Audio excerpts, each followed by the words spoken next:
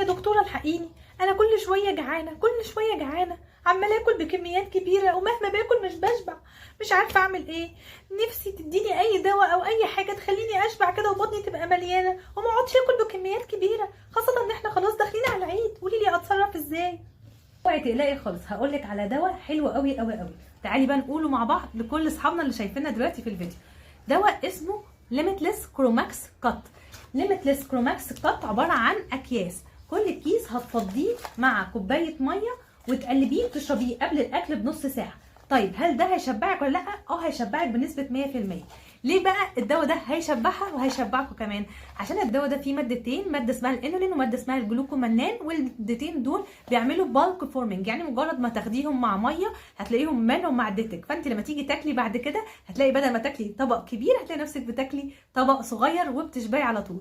ومش كده وبس، ده كمان فيه 3 مواد، الثلاث مواد دول بيزودوا الحرق بتاع الجسم، زي مثلا الجرين تي والجرين كوفي وكمان ماده الكروميوم، وكمان في شويه فيتامينز زي الفيتامين سي والفيتامين بي 3 علشان لو حد بيحس بالارهاق وهو بيعمل دايت، عشان الناس اللي وشها بيخس مع الدايت ويبقى شكلها مرهق، لا الفيتامينز دي هتخلي وشك نضر وكله حيويه.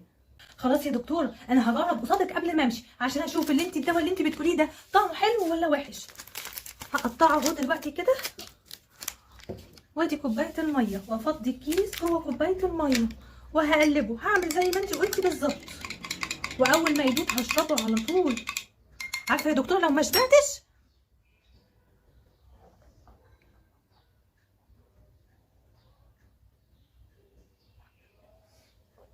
ده طلع طعمه حلو قوي يا دكتوره. خلاص انا هعمل زي ما انت قلتي بالظبط، انا واثقه في رايك على طول وحاسه اني هشبع وهقلل حجم الطبق بتاعي.